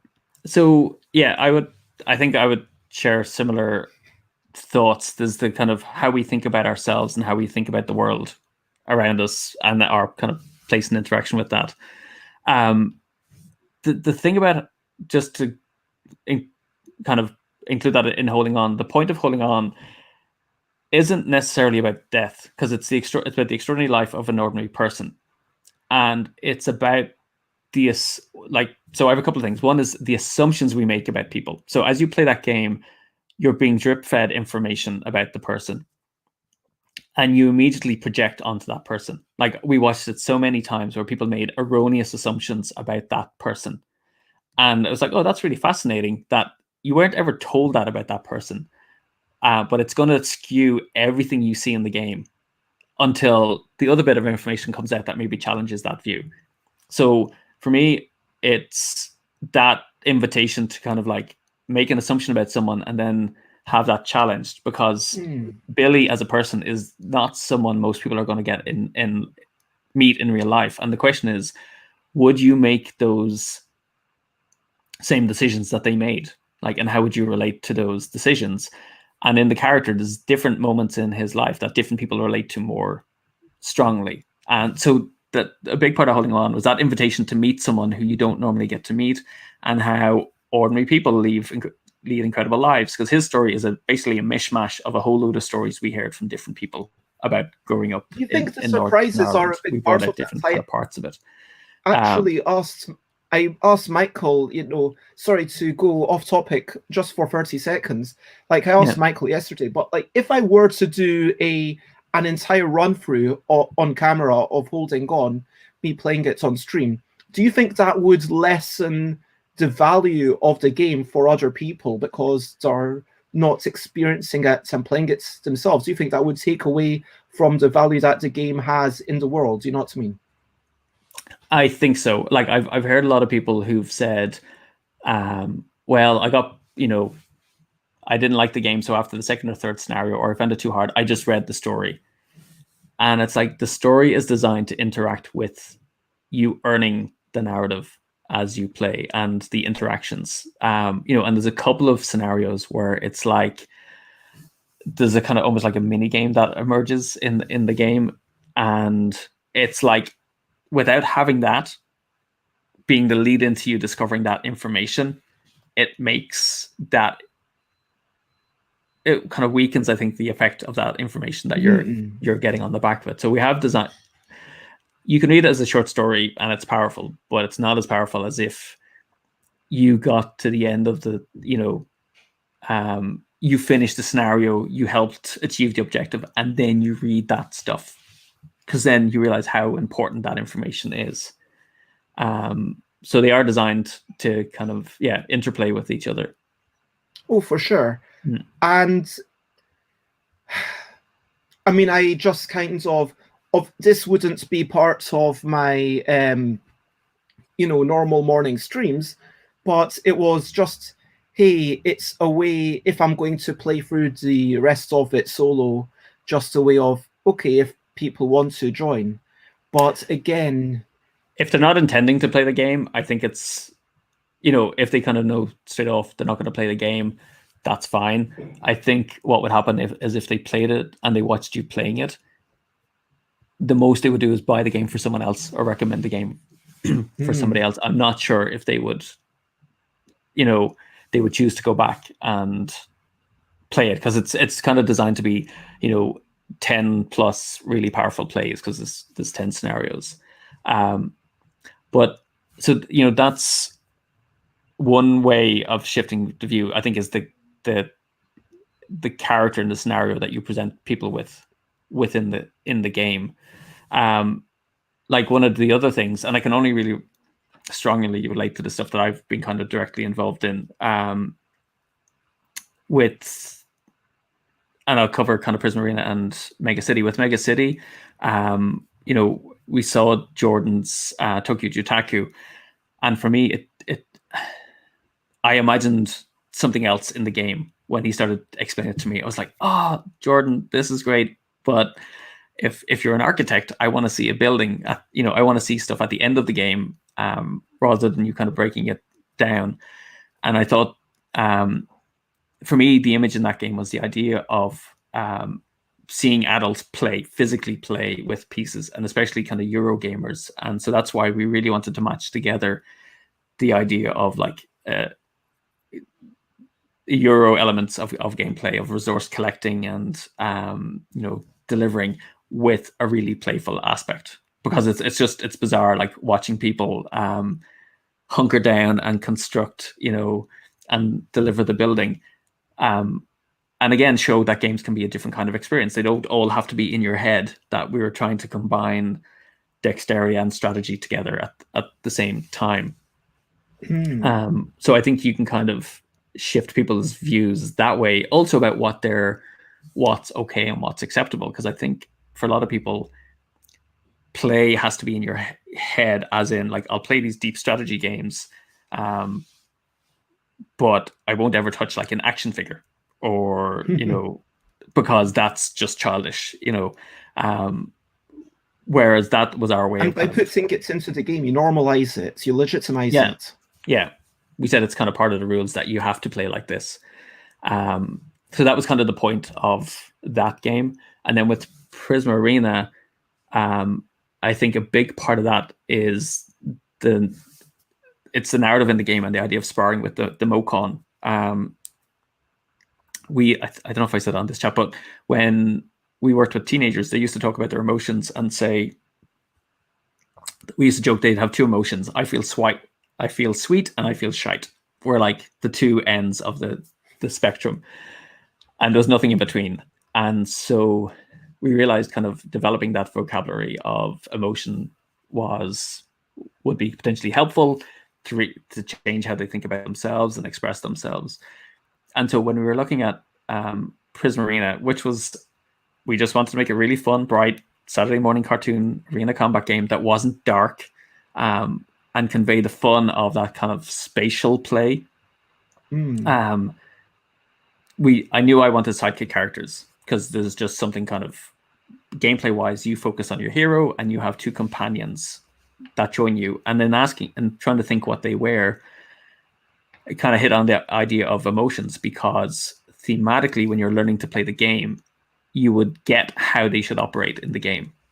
And so it became like a cue to help you to remember how they worked, rather than, if I had just called it Farg and gave it a random ability, you're like, what does Farg do again? Whereas if you're like, oh, that's Farg the Angry, then you're like, all right, I know my character is going to do something around anger, and it becomes a hook to help you to remember it.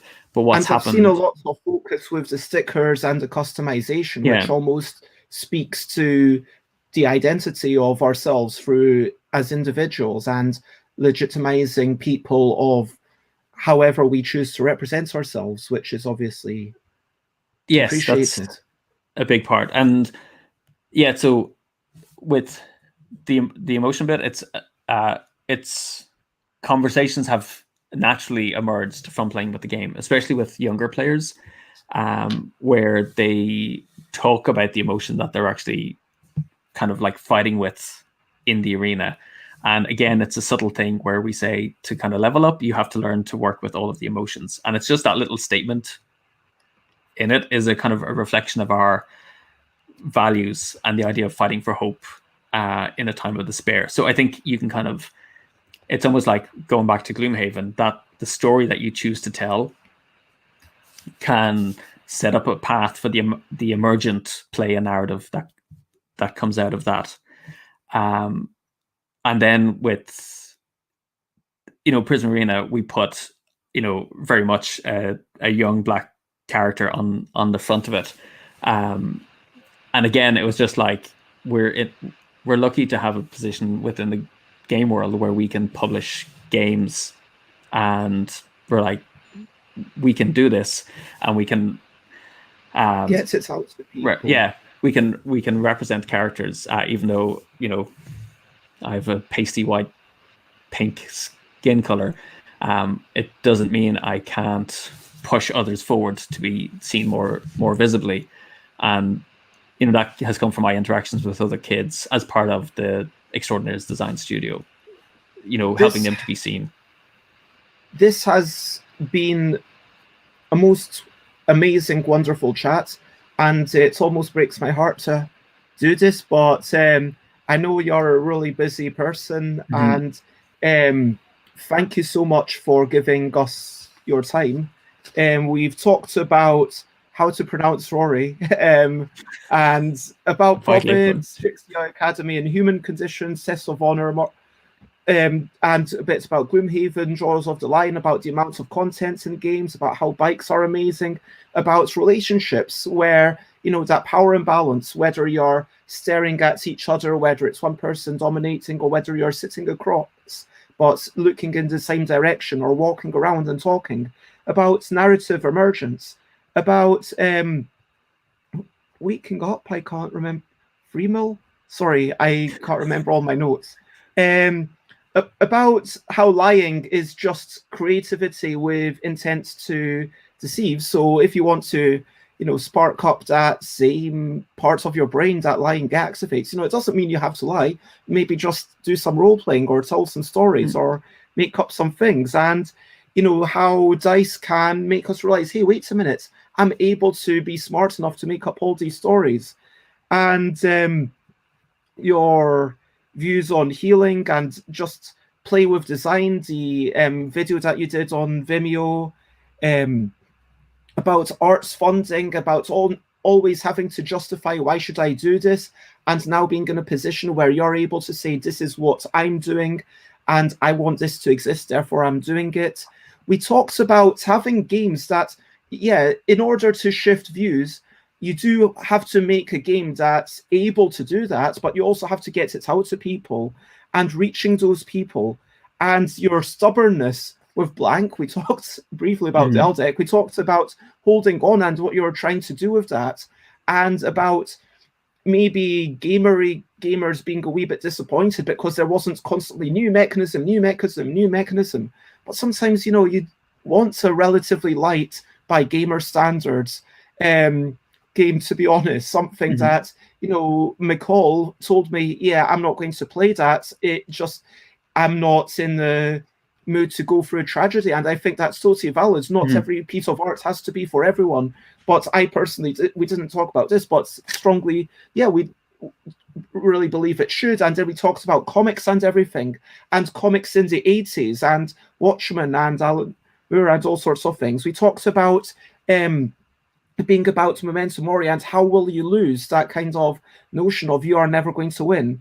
And I had a quick question for you, which is, does earning a bit of narrative make anything intrinsically more valuable, if not to mean? Do you get what I'm driving at? Can you rephrase that? So earning, because you talked about holding on, how it's not just about getting this narrative that you read through it. The fact that you've actually managed to struggle, that you've managed to be, you know, use your nursing resources in a way that, okay, we managed to get through this mission, and now we get the next bit of the story that makes it more valuable, you said. Do you think that struggling for a thing, whatever that thing is, whatever that struggle is, do you think that struggling for a thing inherently makes anything more valuable? Yes. I think, well, and I've always had the adage of, like, because we could have made story cubes free as a just print and play thing. But we realized it actually, for it to be used and be impactful, people had to hurt a little bit. So we use the term, like, it has to hurt a little bit to get something, whether it's putting hand in your pocket or investing some time to get it, because you're more likely to then make use of it. And I have no desire to have, you know, say there's like 8 million downloads of something when they're sitting on someone's hard drive and they're not being used. You know, I'd rather have less of something out in the world, but know each one of them is being used and loved, and having an effect.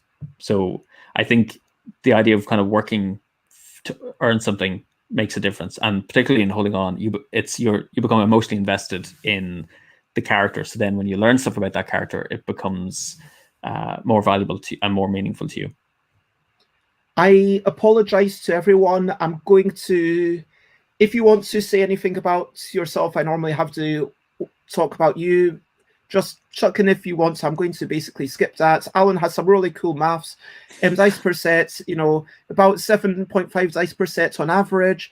8 million sets is 60 million, and it's 8.2 grams. So basically, we got 492 tons of dice. And if it was one giant cube, it would be 392 cubes by 392 by 392. Wow. So basically, one giant cube just under 7.5 meters. So about the size of a house with no room inside to play anything. And yep, a quick thank you to everyone who's been lovely in the chat. Hello, Vampire. Oh, where's my banners gone? Yep, thank you, Mike. What the fuck? Sorry, I almost made it through without swearing. Thank you so much, Rory. Yeah, you have been brilliant. It has been a wonderful discussion. Thank you, everyone in the chat. If you want to follow me, stuffbabez.com. Stuffbabez basically everywhere. I'm not even going to read it out. That's how late we're running. And if you want to follow Rory, then there's all the links in Facebook, YouTube. It's in the description. Check them all out. Is there anything that you really feel like you want to share quickly before we finish up? Not really. I mean, I pushed the latest thing. Prism Arena is out and available, and I don't know if our offer is still available on our website, which is buy one get one half price, like a game. So it's kind of to help people with Christmas. The deal is about to run out, so if you want to snag a game or two, it's a really good way to do that. But yeah, we're like live streaming on Wednesday evenings with myself and Michael, chatting and talking to different people as well. Nowhere near as regular as you are. So it's 7 p.m. every Wednesday. Okay. And you can find us through We Are Hub Games. And that is on twitch.tv/We Are Hub Games. Let me flash that up. What's that on my thing? Yes, we're there. Second one down. Oh, yeah. There we go. Thank you, everyone. And yep, thank you for all the comments. There is, of course, only one thing left to do. If you are on Twitch and you're watching live, I'm going to suggest we go off and listen to Amadeus, who's doing some beautiful music. And tomorrow I'm chatting to, I can't remember, but check the link. Dan Jolin. Oh, shoot, Dan Jolin. I'm really excited for that. We're going to talk about print media with Senate Magazine and Tabletop Gaming Magazine and everything. But for now, there is only one thing left to do. And that one thing left to do is to say bye, bye, bye, bye. This is a goodbye song. Bye, bye, bye, bye. Thank you for watching along. Bye, bye, bye, bye. This is the end of the show. Bye, bye, bye, bye. And now it's time to go. Bye, bye, bye, bye. This is a goodbye song. Bye, bye, bye, bye. Thank you for watching along. Bye, bye, bye, bye. This is the end of the show. And bye, bye, bye, bye. And now it's time to go.